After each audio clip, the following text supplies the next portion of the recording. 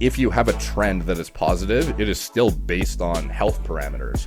If you can get it to trend down and that is reinforcing to do the good habits, could be worthwhile. It's just not really scientifically validated to a degree that I would put any stock into. Wow. Oh, you're probably going to live to like, you know, let's say you're 50 and it says you're 30, you're probably going to live to 100 because you would have otherwise died at 80. Like, I would certainly not say that. And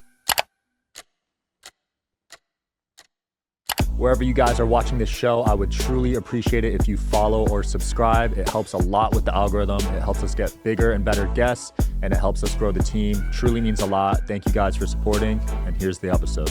Social Hour, I'm here with Derek from More Plates, More Dates. How's it going, my man? good. How about yourself, man? I'm good. So I know you're in town for the longevity conference, right? Yep. How's that going so far? That's with your Mer Health company? Yeah. It's there's like presentations, expos, and it's kind of just a good networking opportunity. So starts in just before then, and yeah, man, looking forward to it. Nice. Yeah, I want to dive into Mer Health because I saw you say on another show you really see a lot of potential in that company, even more than your supplement company, right? Yeah, probably long term. Yeah. So what's sort of the model there?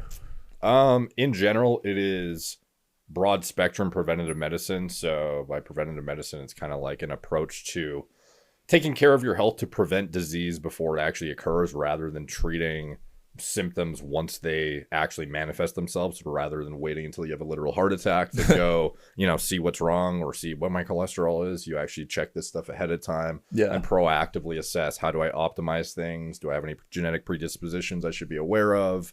How do I essentially avoid getting to a state of disease or deterioration and optimize function? So that is kind of what we pride ourselves on, is trying to assess as elaborately as possible, how do we make sure you are in that position so you can confidently, enter each day knowing you peaked out your not just performance, but also you're not going to end up with, a heart attack 15 years from now. Yeah, that's cool. So what are some common genetic predispositions people are walking around with that you see?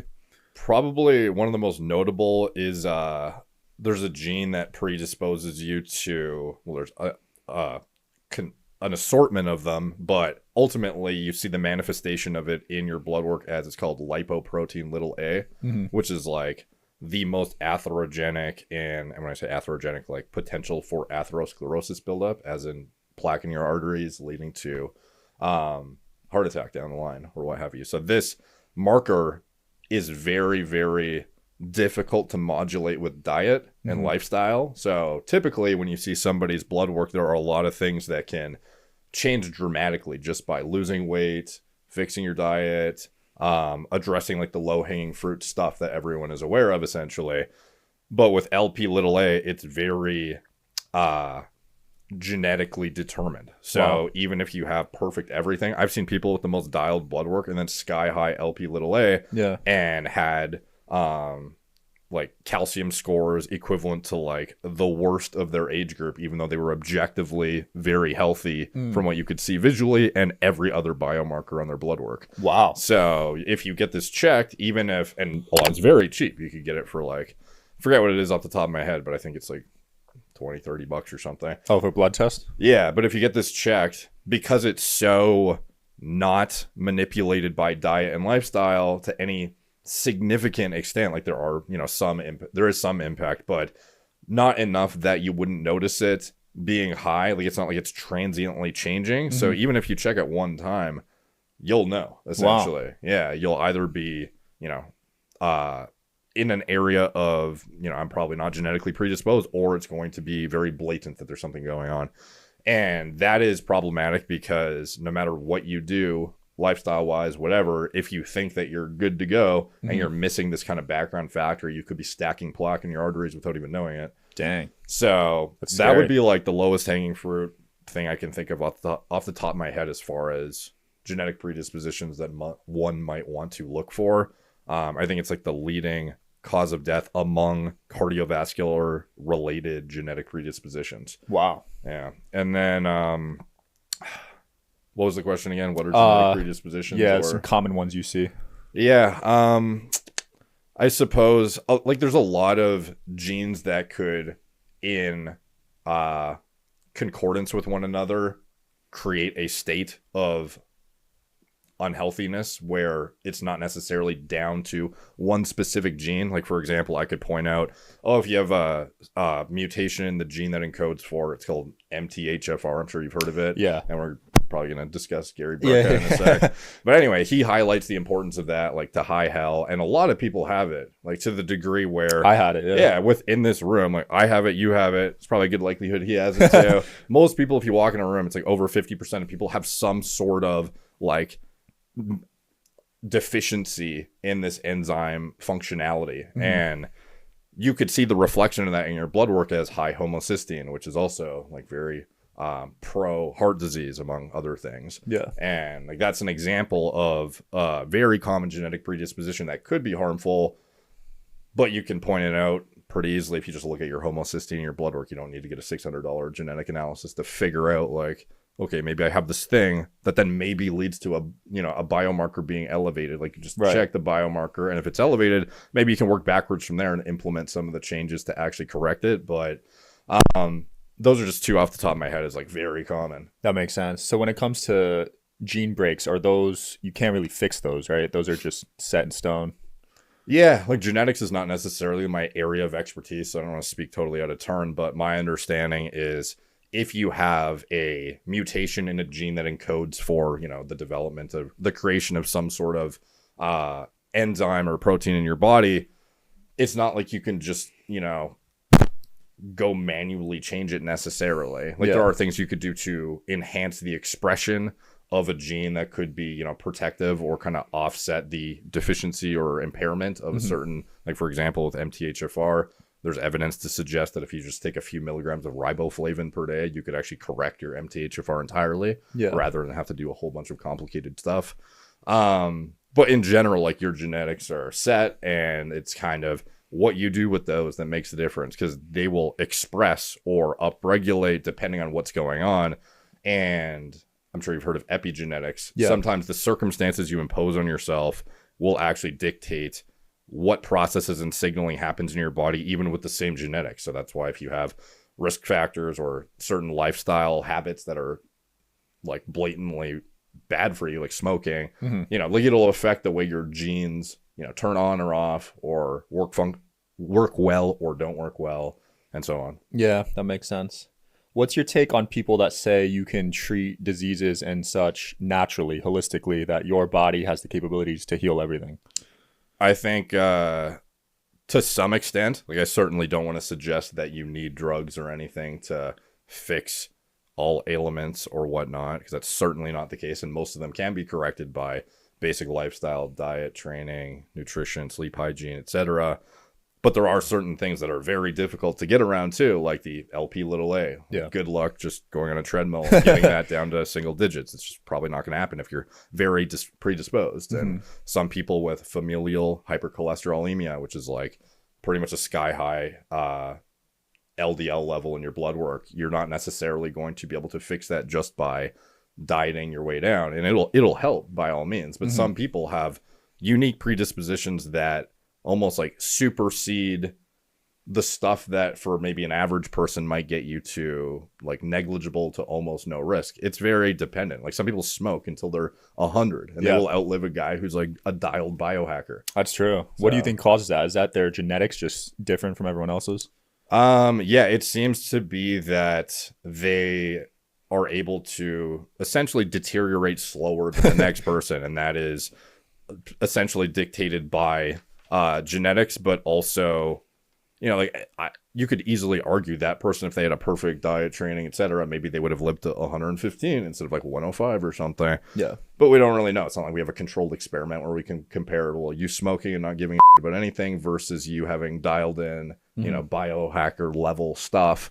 How much of a difference does that actually make on longevity? It's tough to say. But at the end of the day, I do think there is like a huge, the cards you're dealt component. And then with those cards, how do you, optimize accordingly? Because there's certain things that, with the lipid predispositions, like the cholesterol stuff I mentioned, some of those you might end up dying like decades sooner if you did not intervene early. But then some stuff, like, I don't know, maybe cancer cell proliferation and some, thing down the line, for all we know, if you had a perfect diet and lifestyle, you could get it at 75 instead of 80. I don't know. Like it's hard to actually quantify, and I would love to give some sort of like hard numbers to it. Yeah. But at the end of the day, you can, with the cards you're dealt, do all of the things that are natural, and oftentimes those will get you to a point where you've minimized your risk to whatever natural potential you can, and how many years that will help you with. Who knows? Yeah, but at least the quality of life on your way there too, we can say with near certainty, is going to be significantly different versus poor lifestyle, etc. Yeah, I think just control what you can, right? People overthink it. Yeah, like I would love to say everyone with bad genetics or even average genetics could get to 100 plus years old just by doing everything perfectly, and it's definitely not the case. Right. So in terms of longevity, has there been any compelling studies or research done there? Any supplements that have been proven to, prolong life? In rodents, yeah, like we'll see, it's called the ITP, and they do like drug analysis studies every year on rodents and assess what are like the most longevity enhancing things. And each year they will add to the list with things that have moved the needle the most. And some of those include like metformin, rapamycin. Recently, they just added some others. I believe, astaxanthin was added the other day, which is like found in krill oil. It's like an antioxidant. 17 alpha estradiol, also notable, which is interesting because it's like now dudes are putting estrogen essentially on their like estrogen cream on their body. Really? Like Brian Johnson, that biohacker dude. Oh, he does everything. Yeah. But there's a lot of things that in rodents will show 25+% increase in lifespan just by implementing one or two different things. In humans, does it actually play out like that? Not really. But there are certain things that will help. We just couldn't say with concrete metrics, use rapamycin and you will extend your lifespan by another 20 years. Like, I would assume that's far-fetched, but a lot of people will use the literature available to then extrapolate out and say, based on the clinical data in humans, what is the risk profile of this drug? Is it low enough that I'm willing to risk whatever downside, which may be potentially negligible depending on the compound in question, for the potential upside, which could be, significant enhancement and vitality, longevity, kind of to be determined. But and that's where the advent of some of these guys come out, where they're just trying everything under the sun, like Brian Johnson. Yeah, what's your take on him? Because I tried his blueprint for a bit. Not even the full blueprint, because he takes like 110 supplements. I tried about 30 of them, and I couldn't do it, honestly. Yeah, like how would you even do it though? It hurt my body. Like I was taking so many supplements, I would feel. I don't know if I was drinking enough water, honestly, but I just couldn't. Were you eating? Interesting, because I do think what he is doing is interesting and worthwhile to follow and use as some sort of reference of, a guy who is trying everything under as controlled of conditions as he can. Yeah. But when you actually take away conclusions that are replicable at scale, you can't do that, which often he will, say something did or didn't work, or it affected me in this way, but the consideration he has so many variables changing all the time. Yeah. And he has his own, genetic predisposition that is unique to him and not anyone else. So to think that we can take from what he's doing to apply actually going to be, I don't know, something we could just cookie cutter copy. I don't think he would assert this, by the way. I don't think he'd say copy exactly what I'm doing, even if it's working for him. But some of the stuff he does, I just don't really understand. For example, calorie depriving the hell out of yourself just to use testosterone. Like maybe you could have just ate more and not had to use exogenous hormones, Right. And I'm not to knock it if he wants to be leaner and he also wants to sustain, vitality, libido, quality of life, and muscle. By all means, dude. But to assert like I'm in the top whatever percent for testosterone, it's like. Oh, is he injecting it? I didn't know that. He uses a cream, I think. Oh, a cream. Might be a patch, but either way, he's on test. So, yeah. Dang, I thought he was all natural. That's a shame. Yeah. But it's like he's upfront-ish about it, but then when you assert certain like, strength metrics or like, asserting your free androgen index is like I'm the top whatever percent. It's like, well, what would it be if you weren't on test? I'd be curious. Yeah, that's true. So yeah, like some of the stuff he does, really interesting dude. I think what he's doing is an interesting use of his money too. Like obviously it's maybe better than sitting around playing video games all day or, going on vacations perpetually essentially. But and I follow it, loosely here and there. Yeah. So I think what he is doing has some validity, and he's willing to use like experimental compounds that a lot of people wouldn't inject into themselves. So sure. like I'll watch with relative interest, but I don't take from what he's doing a lot of practical takeaways often. And other than the basics, like I think a lot of people could get inspired to change their lifestyle and actually dial in their sleep and gamify the process, which is something I think that is cool that what he's doing. He has like a leaderboard that shows, whose rate of aging is the best and compete against me. My sleep score on Whoop is constantly top whatever percent. And then he presents kind of this dynamic where you kind of want to see what you can do and see if you can beat yourself. And yeah, that's cool. Yeah. The only thing that sucks about that though is the gamification though too. It's good for trending and actually seeing, what patterns are leading to good outcomes necessarily. But at the end of the day, these aging analysis scores are essentially like are they? You can't actually determine, your biological age and rate of aging equals this based on an array of markers that could change transiently. Like it's very hard to take from that and say, I'm the equivalent of a 30-year-old when you're like 45. It's not the case. Like right now, the way your health status looks transiently perhaps looks like the rate of aging of that younger individual. But it's like there's been plenty of studies at this point that have shown you could change those numbers literally within days just by changing the way you're eating, your lifestyle, sleep hygiene, etc. So like I could look like I'm like 40 tomorrow and then 20 the next day by just like changing a couple things. Dang, I wish I talked to you before Black Friday. I just ordered David Sinclair's Tally Health genetic test, the cheek swab one. The thing though is, and this is similar to what I said about the gamification, although it's not like that practical, if you have a trend that is positive, it is still based on health parameters. Right. So if you're like, if you have some arbitrary, you're 30, but it says you're 25. If you can get it to trend down and that is reinforcing to do the good habits, could be worthwhile. It's just not really scientifically validated to a degree that I would put any stock into. Wow. You're probably going to live to like, let's say you're 50 and it says you're 30. You're probably going to live to 100 because you would have otherwise died at 80. Like I would certainly not say that. And I would also be very cautious to not buy products that are designed specifically to impact the biological age score, because that's where it gets really finicky. Yeah. The monetization of these tests. Yeah, people are making a ton off those. And he always talks about how he's 18 years old on those tests. Yeah, I would be very curious what the verbiage is, exactly what he says, because he's got to be careful, I would think, if he is rigorous about his assessment of what is legitimate and not, because he very much prides himself on making decisions that are data backed rather than just what seems to be useful based on his own, intuition or what he wants to do. It's like, I eat this sludge because it's based on longevity analysis. It's like the best thing I could be doing, which is obviously questionable. But, for him to say, I am the equivalent of an 18-year-old, that would be misleading. So if he's saying my rate of aging in like this organ equals that of an 18-year-old, maybe I think that's more of what he's saying. I was kind of paraphrasing. Sure. Yeah. We're mid-40s and you're healthier than you were a few years. Fantastic. You'll probably live longer and have much higher quality of life on the way there. And that's the takeaway. Not necessarily that like an 18-year-old would still smoke you when it comes to a lot of metrics that you would assert you're equal to on. Yeah. So you're basically saying a blood test is enough metrics and data. You don't need to take the extra step with these aging tests. Not what I'm saying. I just think that it gets a bit finicky when you're using it to determine either where you actually stand health-wise, because I don't think that's going to factor in, like, for example, the Lp(a) predisposition. Yeah. Is like a biological age analysis going to tell me that I have the predisposition to stack plaque in my arteries until one day I have a jammer?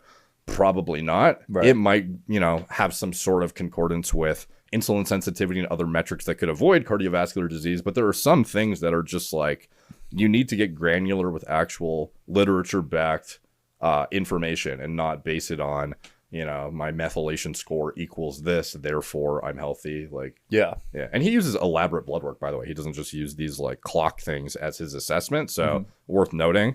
And he's pretty rigorous. But at the same time, it's like, again, the takeaway is, what can we take from it when you're on 100 plus things and you're adding in like very potent drugs and often experimental all the time?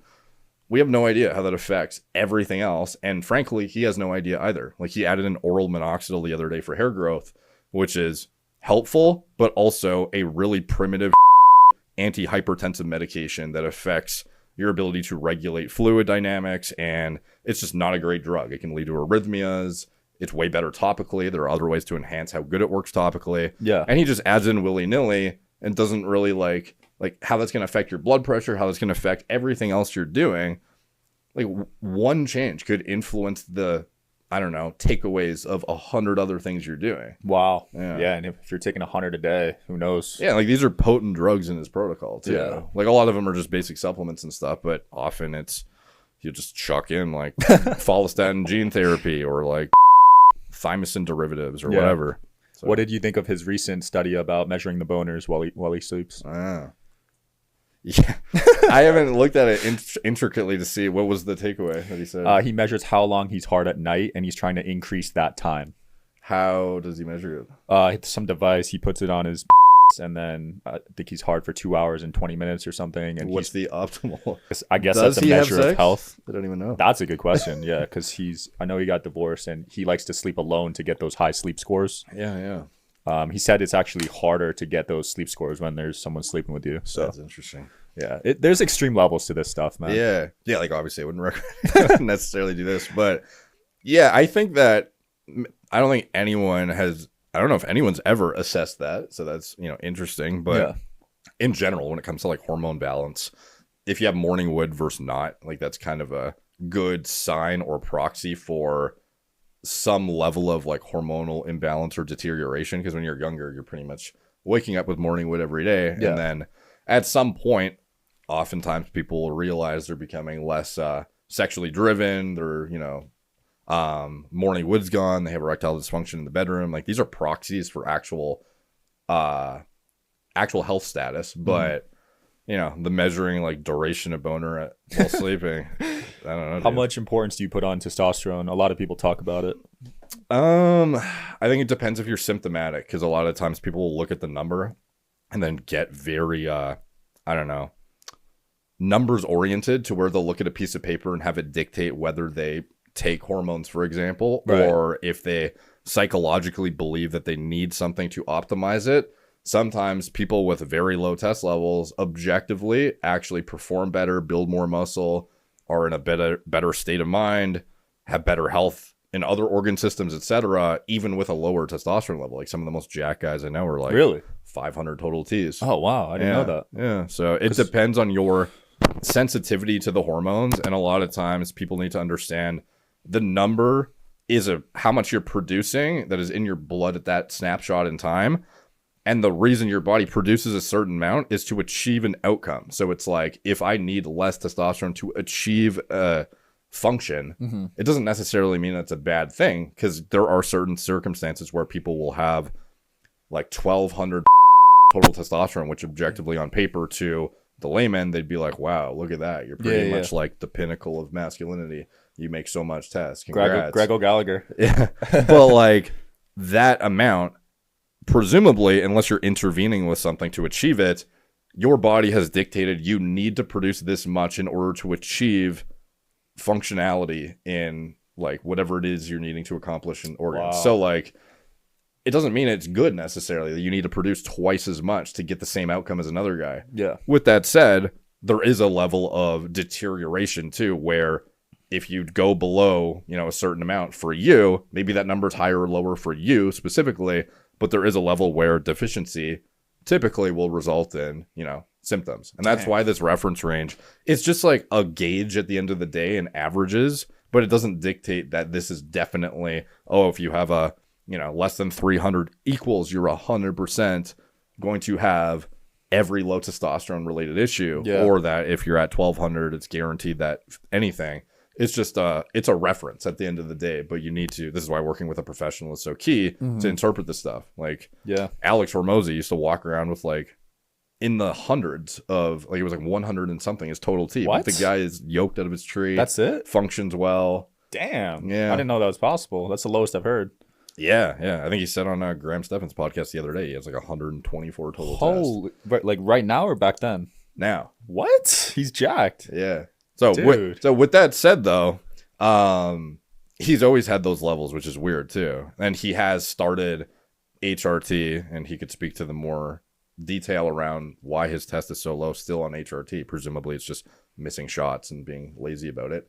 But at the end of the day, like, he has still been functioning okay with that level. Granted, I would even tell him, like, dude, you should maybe get that taken care of or stick to your shot schedule better. Because you're more prone to sickness, right? Yeah, like there's a certain level where, in general, the majority of people will experience some level of suboptimal function. So, like, that's kind of a gauge where I'm like, dude, you're almost in female hormone territory, essentially.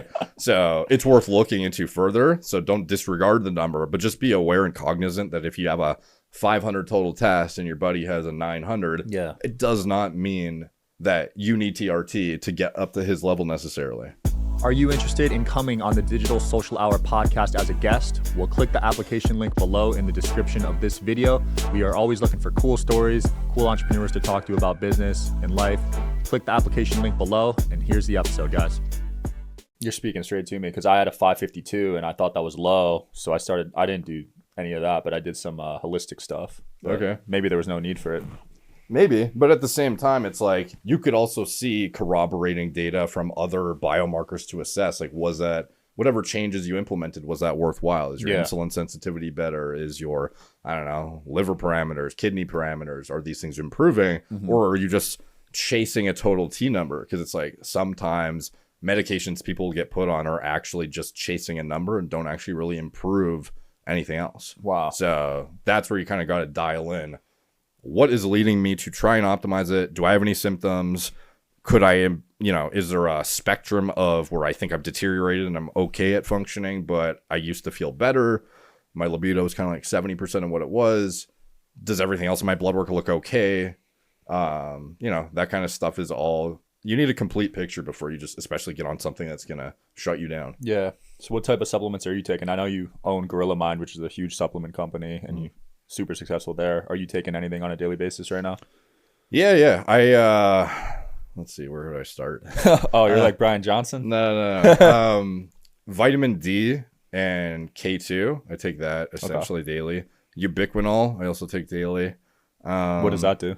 Ubiquinol is like it's pro heart health, and it is something that as you get older you convert less CoQ10 into ubiquinol. It's kind of like the downstream metabolite of it that is active in the body. Okay. And it's pro mitochondrial health, cardiovascular support, but it's kind of like a fail-safe for me. Like, I just want to make sure I get enough of it, even in a state of I don't know, like I do take a baby dose of a statin, which does deplete CoQ10 levels, so I'm kind of like supplementing to kind of offset that. Got it. Is at least what I've determined as potentially worthwhile use to use it daily. But it also seems to be just very pro heart support. So cool. I've used that essentially for years. What else off the top of my head? Beef liver. If I don't feel like eating it that day, I will take an actual like desiccated beef liver supplement. Liver King. Yeah, exactly. One of the things he says that I think is actually like worthwhile. What else? Sometimes N-acetylcysteine, which is like a very potent glutathione precursor, which is like the master antioxidant in the body. Let's see, what else? So not too much, actually. Well, I feel like people at this point are probably already thinking, Jesus Christ, that's so much stuff. Sometimes sleep enhancing stuff. Like I have a product called Gorilla Dream, which is like an array of different herbs and vitamins and minerals that supports essentially getting into sleep and staying in deep sleep. Okay. Yeah, those are kind of like the heavy hitters. Yeah, that's not too bad. I thought it'd be way longer. There might be like there's definitely a couple of things I'm misremembering or forgetting, I should say. But it's all good. Yeah, maybe I'll think of them in a sec. But yeah, you're not afraid to call out people. I noticed on your YouTube, you've went out Liver King, you went out Logan Paul, you go after these people taking steroids. When did that start, or have you always done that? Yeah, I'm trying to think of like the first call out video I did. It's kind of hard to But were you like that before like YouTube? Were you calling people out like in high school? No, not necessarily. Yeah, but I was also like pretty naive, I guess, in high school and whatnot. Like if somebody told me they were doing, some natural supplement and they were actually taking in a Dianabol, I'd be like, "Oh, that's crazy. I should go buy it." And then do their exact thing and not get any of the results. So I don't know. It was just over time I started to notice it more prevalent, and we would always talk about it behind the scenes, and even on podcasts I'd see like Joe Rogan talking to his buddies like, do you think The Rock's on gear? Like, no way. Yeah. And, speculating about who's taking what. I'm like, yeah, we all talk about so I might as well make a video about what I think, because people ask me all the time too. So I started to just make videos analyzing certain like trending topics and situations that were relevant to my areas of interest, and I don't know, some of them picked up steam, and it kind of went from there. And yeah, some of the videos that are like more aggressive call outs, I feel like almost need to be done to educate the consumer before they buy something and use it for a long time, because people will hype up stuff that is either, I don't know, like objectively a poor quality product, and they just mislead the shit out of you, like Logan Paul. Or they will overhype something but not give caveats and context. Like, there's a lot of stuff that just needs to be said to give the consumer both sides of the story. Like, you're even asking me, like, Gary Brecka, I took his gene test, and what do you think? And it's like, he was very convincing, presumably, and speaks very articulately, concisely. When you hear him talk, you very much believe what he says, because the guy speaks so confidently, and even with like enthusiasm about being able to educate people about the subject matter. Like, he seems very passionate about it, which oftentimes is either good acting, or it's people who are really rigorous about what they're doing and believe in it strongly. Yeah. So go out there and, yell it to the high heavens about something they believe in.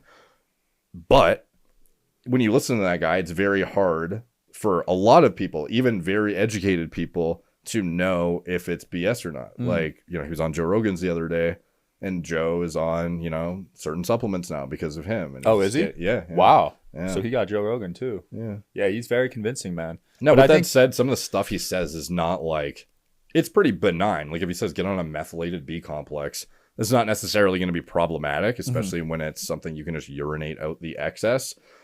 But to assert that, almost everyone's issues are a result of a lack of, methylfolate or whatever. Yeah. Or that, like he told Joe, his hypothyroidism was probably caused by low methylation in the gut from T4 to T3. And it's like, that's not how T4 is converted to T3 right at all. So to just say something so confidently, but only guys with your background will even understand. Yeah, exactly. 99% of people will be like, oh, that's crazy. Didn't know that. Yeah. I mean, they see Dana White talking really highly of him, and no one has your background to really dive in and analyze these numbers. Yeah, like sometimes I even see charlatans or people who are misleading speak so confidently about a subject that I thought I knew, that I'll fact check myself on Google. I'll be like, wait, like, am I wrong? Because he was so, diehard about the way he said it. Funny. I'd be like, that sounds really weird to me. But then I go check. I'm like, no, that is not how it works. So I don't know. It's weird though, because it makes me wonder, is this guy just delusional, or does he actually, like, does he really believe what he's saying, or is it to like, to sell products, or I don't know. But anyway, so a lot of those guys though, they have good messages overall. Like Gary Brecka would absolutely say, like, fix your diet, lose weight, do this, do that. So it's just about learning how to identify, I don't know, high quality information and letting it dictate what you're putting in your body. You gotta like be pretty rigorous about vetting the people you trust as like health gurus. It's tough making claims in the health space, because you'll have so many people there to fact check it. And then even when you're trying to fact check the fact checkers, oftentimes people will respond and then they sound convincing, because like I think Gary was on Impact Theory the other day too, and then he was responding to something Lane Norton said about his claims. And he sounded pretty convincing when he was saying it, and then it's like, oh, is he right? Is Lane wrong? And no, Lane's right. But it's interesting. Like, I've never seen him respond to Lane, because Lane always comments, and I've never seen Gary respond. He very tactfully navigates around the subjects. And there's always new trends. Like, what do you think of this cold plunging stuff? I think cold plunge, oh man, this claim by Gary is ruthless, dude. He'd be like, no diet or exercise is as effective for burning fat as cold exposure, which is like bafflingly absurd. So obviously not the case. However, I think cold exposure is good for pushing endogenous release of catecholamine. So by that I mean like your fight or flight hormones. You can really wake up and get yourself alert and functional by doing it. However, does it have any actual like health benefits or performance enhancement? I think in an anti-inflammatory context for athletes, it could be useful for recovery purposes and rehabilitation and whatnot. But for like anything to do with fat loss, it's not the lowest hanging fruit, and it's pretty expensive and also time intensive to like set up and do everything versus just like take an extra 1,000 steps or something. Not that you could even burn the fat anyways from that, but it's just wild that this is highlighted as one of the attributes, which it's not. You should be using it for mental fortitude, getting awake and alert, or anti-inflammation. I think are the three kind of main things I would be using it for. Yeah. And yeah, like if you're waking up and you're sluggish and need to get going, instead of popping an Adderall, like getting a cold plunge, and you'll be, you know, you'll be awake. Yeah. Yeah, I was watching My First Million, and the owner of plunge.com is doing $100 million a year selling those things. They're 5 G's each. Margins are not great though. Oh, they're not? Okay. At least from what I know. But like, it's cool. Like, I like the product. I would be curious how they're going to monetize beyond it though, because it's like it's a fad, right? But it's also like a one-shot kill product. Like once you sell it, what are you upselling with it?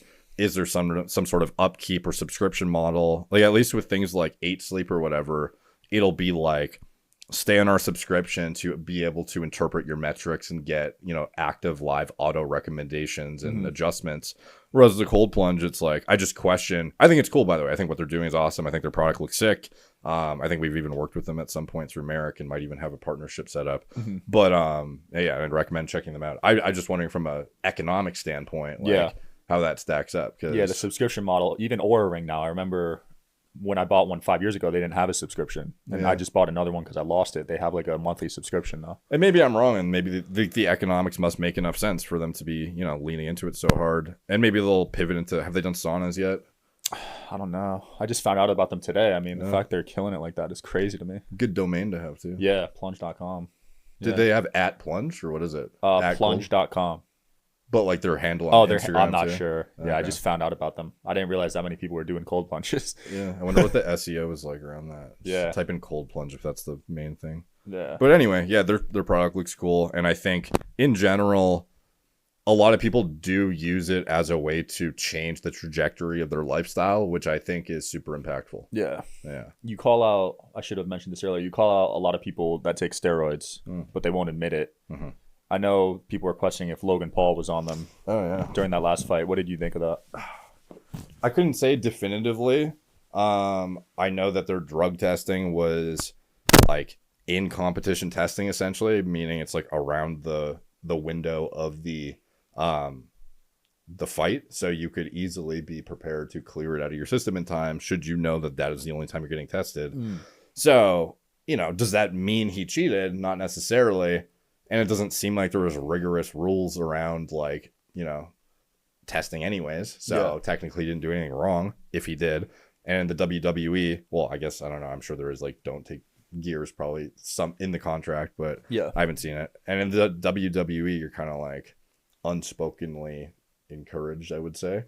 So I don't know. Like it's with him, he certainly looks the part, but he also is a genetic specimen. So the guy, even as a natural, like looks nuts. So, you know, for him to be training for boxing and to be putting on size during that, it's kind of odd, but I wouldn't say impossible for him to look the way he does natural. But, you know, it's pretty on the fence, dude. Yeah. I would say there's like a high probability thing, but you know, it would just be you were the first one to call out Liver King, right?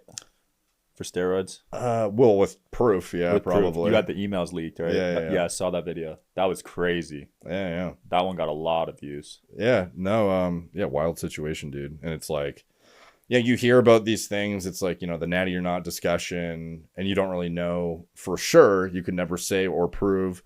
You kind of just speculate with relative certainty. But this is a good example of, like, here's at scale what actually happens in misleading marketing. Yeah. And I don't know why he leaned into it so hard, because he definitely made it more difficult for himself once it, you know, push came to shove and it came to light. Because, like, you didn't need to, like, on people who take TRT, for example. Like, he could have easily just said, you know, doctor prescribed hormone therapy is reasonable for guys who need it, but I don't do it. If you wanted to lie in a polite way, at least, but he would go on podcasts and say, you're subprimal if you use hormones. Like, you should do it naturally like me, eat testicles, and you do it naturally. You're pathetic. Well, I was like, dude, so over the top, unnecessary. He went hard, man. Yeah. I've also seen you talk about hair loss. A lot of people are experiencing that. Your hair looks great, man. So what's the secret there? I try. I wish I could have. I might get a transplant at some point. Oh yeah, you don't need it though. You look good right now.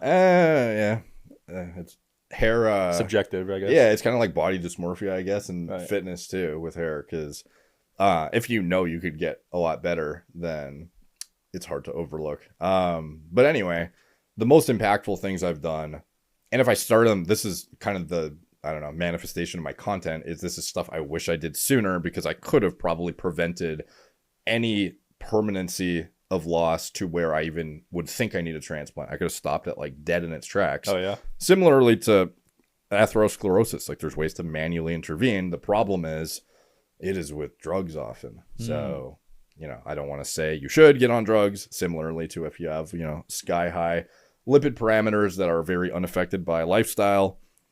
But it's certainly worth consideration to think like, what are the pros and cons, and then making that educated decision for yourself. And with hair loss, it's like ultimately the main hormone that causes hair follicles to miniaturize, which is like essentially the hair follicle shrinks until it's like visually you can't even see it anymore. It's so unhealthy. Yeah. DHT, dihydrotestosterone, is the main androgen that converts from testosterone. So when you produce testosterone in your testes, it converts to either the two primary ones are estrogen, which a lot of people are familiar with, estradiol, or DHT, dihydrotestosterone. And on the spectrum of like feminine to masculine, estradiol is like the most feminine hormone, and DHT is the most masculine. And essentially what dictates if somebody's a male or female is the ratio between these. Right. And you could literally manually change somebody's gender visually, essentially, by manipulating these. And this is what we see in bodybuilding all the time, professional sport, people who are transitioning from male to female or vice versa. Like, you can manipulate this. Oh, just through those two things, controlling the balance of androgens to estrogen is essentially what dictates if you're feminine or masculine. Wow. So if there is somebody, for example, a guy who is then deciding to transition to female, there are certain characteristics you won't be able to reverse because they're very infrastructure oriented. Like, for example, your vocal cords, the way they've developed from androgen exposure in adolescence, it's very unlikely you're going to get to a female level voice, because once you've masculinized the actual structure, you're not going to be able to just reverse it necessarily. No turning back. And similar to like certain features in the face, like the way your bones have grown. The cheeks, right? Yeah, like there's certain things like your jaw that aren't necessarily going to be, in a lot of people, like look exactly like a female after transitioning, and vice versa. But ultimately, these are the hormones that dictate what do you end up like after you are going through adolescence, and to what extent. And with DHT, not only does it determine size, masculinizing characteristics, body hair growth, a myriad of things. Body hair is a bit more genetic, but ultimately hair loss is dictated by localized exposure to DHT in the scalp. So by inhibiting the conversion process through, it's called a 5-alpha reductase inhibitor, like finasteride, you can essentially manually impede this process and halt hair loss, more or less, depending on how aggressive it is. And there's more extreme drugs if you have like really aggressive hair loss, where you inhibit all your DHT essentially, or compete with DHT for receptor binding in the scalp with other drugs, which is like reserved for the most hardcore prevention regimens. But then it gets to the question as, what is the side effects elsewhere? Because these drugs, as much as we'd love it to be locally active where you want it and not active anywhere else, they're not refined and progressive enough to actually do that. So even with topical formulations of things like finasteride, they will still go systemic and cause reduction of DHT everywhere, which for some people, the majority of people, goes essentially unnoticeable. Like you will, in general, not have noticeable change in libido, quality of life, anything. But some people do get pretty significant side effects to where it becomes this like, scary weighing of pros and cons. It's like, do I want to lose my hair? Do I want to potentially have these side effects, et cetera, et cetera? So that's where you're at right now. Yeah. So like for me, I took the plunge years ago, and I had no notable side effects that I can perceive. Okay. So for me, at least to date, it's been a good trade-off because I would for sure be bald by now otherwise. Dang, seriously? Yeah. Wow. Yeah. So that's worked for you then. Yeah. I do notice a lot of weightlifters have some hair issues. Oh, for sure. Yeah, the more, because again, similar to what I said earlier about these hormones that dictate masculine versus feminine, the more you push on this vector of masculine, the faster you will accelerate whatever you're genetically predisposed to. Right. So if you're injecting hormones and spiking your hormone levels to like 10x or something, what they would naturally be, you will assuredly expedite whatever it is that you are prone to that is dictating, masculine characteristics. So some people, fortunately, are essentially unscathed, and it's like a very rare genetic predisposition that no one is even aware what the constellation of factors are that makes you so immune to it. But some people will live to like old age and have 18-year-old hairlines, essentially, like Ronald Reagan, best hairline ever. Yeah, good one. Some dudes just look phenomenal regardless of what happens. But then most people in general, I forget the statistic, but it's as you get older, almost everyone will have some regression, and it's determining, are you okay with that or not? And you said DHT levels determine penis size? Yeah, so exposure to DHT. It's not necessarily just like what is in your blood. It's more like at the tissue, like how much do you need to actually mature. So you could look at someone's DHT levels on paper and know if they have a big dick or not? No, not necessarily. Similar to the test level, though. Remember when I was like, why is Hormozy so jacked, even though his test level's low? Yeah. His response to testosterone is different. Got it. So it's the response. Yeah, like he might have more muscle fibers than the next guy, for all we know. He might have more androgen receptors or express harder when he binds with that testosterone. And with size, it's like, it's going to be dictated a lot by how much hormones are there, but also like your response to those hormones. But in general, you could say with essential certainty that the more you push DHT higher, you would be closer to maxing out whatever your genetic potential is.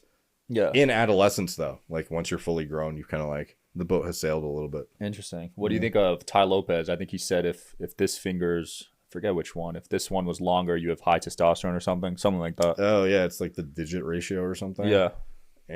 I asked Huberman about that because I think his lab was the one who like determined this, and I forget what his answer was. I mean, there's definitely like a pattern, but I wouldn't necessarily like read too much into it. Yeah. At the end of the day. Yeah, people overthink stuff like that, I think. He says, what are you going to do? What actionable takeaway do you have? Fuck. Yeah, for sure. Like if you needed to see your finger was shorter to get a blood test, like, just get the blood test, bro. Yeah.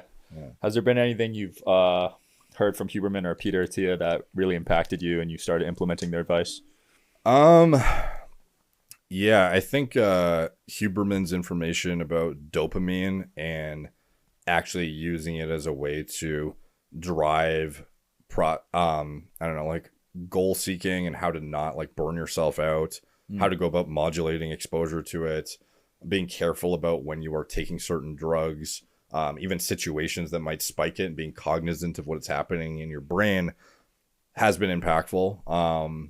And some of his stuff about like, circadian rhythms and light exposure, I think is pretty useful to understand, which I was like pretty new to when I had first come across this stuff. Light exposures, like in the morning, get exposed. Yeah, like it makes a big difference in setting your circadian clock, essentially, for telling your body like, okay, this is when you get up, this is where your cortisol should be higher, this is when you should be up and alert. And then as most people are aware of not having blue light blasting in your face at nighttime, but a lot of people aren't familiar with the converse side of that, where it's like in the morning actually getting light in your eyes and making sure you're exposing yourself to the circumstances that tell your body like now is the time to get up and get moving, kind of thing. So that's, some of that stuff I think is impactful, for sure. And with Attia, a lot of it has been my understanding of cardiovascular disease and how preventable it could actually be. So what I mentioned with the lipids and atherosclerosis potential, like he's pretty clear in that, despite it being the leading cause of death in the States, which it is by a significant amount, more than cancer even. Dang. He thinks that it's doesn't even need to be in the top 10 of leading causes of death. Wow. So, and it's the only thing that you can actually, with near certainty, manually intervene if needed. So obviously he, as well as I, as well as many others, would recommend optimizing lifestyle, diet, sleep hygiene, all that stuff. But whatever you're left with after all that stuff, if it still looks like you could be in a position to accumulate plaque, or you even got like imaging done to see and you have some level of plaque accumulation, like you got to really make a judgment call on if you want to be the natural, ancestrally consistent guy or be on drugs, because one of the two is like the right answer, but one of the two is the wrong answer potentially for those really genetically predisposed. And you know, to be able to learn that there is some level of manual intervention that could essentially wipe out the chance of heart disease in like almost everyone, like it was pretty enlightening for me, because I wasn't aware. I was under the impression that as long as you optimize your lifestyle and everything's perfect, like you're probably fine. Yeah, that doesn't seem to be the case. Yeah, I guess there'll always be outliers though, right? Yeah, but I would say the outliers are more common than you'd think. Wow. Yeah. I'm not to say that everyone's going to be prone or whatever, because some people with really high, for example, those markers I mentioned earlier, there are some people that do actually live really long lives despite having high numbers. And then it begs the question, like, how did they live so long when these numbers are supposed to be like equals heart disease in a lot of people? Right. And that's when it comes down to genetic predispositions. And it's like, what do you want to hedge your risk on, you know? Yeah. So there's ways to fact check through imaging, organ imaging and whatnot, and actually see heart structure, function, blockages in real time. But it's like, that's crazy. It's just rigorously understanding this stuff is it's pretty overwhelming when you get into it and learn about the realities. I didn't know cardiovascular was number one, man. Yeah, by a lot. Do you think it's mainly diet, or what are your takeaways from what's causing that? Yeah, I think it's people being fat, not exercising, shitty sleep, and diet for sure. Because a lot of these numbers could dramatically change just by losing weight. Also, blood pressure, often overlooked because everyone thinks about the cholesterol, the plaque buildup. A lot of people don't realize the actual health of the artery is going to be dictated too by how much pressure is in it. So if you have high blood pressure, which so many people walk around hypertensive and don't realize it, if you're damaging the endothelial wall, like that is how you're opening like the floodgates to actually allowing this like deposition of sterols in the arterial wall anyways, to actually build this kind of like problem to begin with. So that's super lifestyle modulated. So if you are walking around hypertensive and thinking your diet is perfect but ignoring certain things, like, you know, in general, I think the natural stuff is super impactful. Is worth. I try to be as natural as possible, but like you said, if you need to do certain things. Yeah, and like I would love to take as little drugs as possible. So, and I think most people could, you know, have very high quality lives and be very healthy without having to take anything necessarily. But it's just being realistic about what the data shows too. And if you need to dig into it further and, you know, potentially intervene, then being open to what the literature shows, I think is worthwhile. Because it's certainly as much as I would love to think ancestrally consistent practices and doing everything, you know, naturally is going to equal longest life possible with highest quality life, like the entire environment we're put in is unnatural to begin with. We're sitting in like a room right now with all these lights and cameras and stuff, and, you know, sleep regimens, like nothing in this world is really natural at this point. And I think kind of just getting over that mental hurdle of I'm trying to be like a caveman or something, or I just don't want to take any drugs. Like certain genetic predispositions, for all we know, have developed over time to be protective years ago that maybe we still have with us now that aren't as protective. Like there are certain predispositions that would, you know, prevent you from getting, I don't know, like you could eat raw meat and be less likely to have any issues from that, for example. Back then, right? Yeah. And then like things as they develop is less relevant when, you know, current cooking practices, for example. Changed, or like, why do I have an appendix which just like does nothing? You know, like there are certain things that over time wisdom teeth.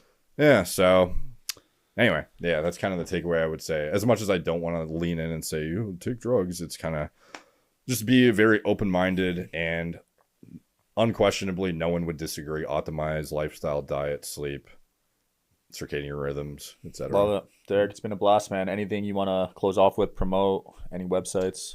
Yeah, if you want to check me out, it's More Plates, More Dates on all social media, essentially. If you want to check out Mer Health, it's my preventative medicine platform where we implement a lot of this diagnostic oversight and develop rigorous recommendations based on the most cutting edge literature.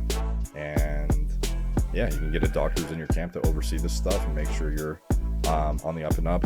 And yeah, I think that's probably it. Love it. Thanks so much for coming on, man. Yeah, thanks for having me, dude. Yeah. I appreciate it. Yeah. Thanks for watching, guys, as always. I'll see you tomorrow.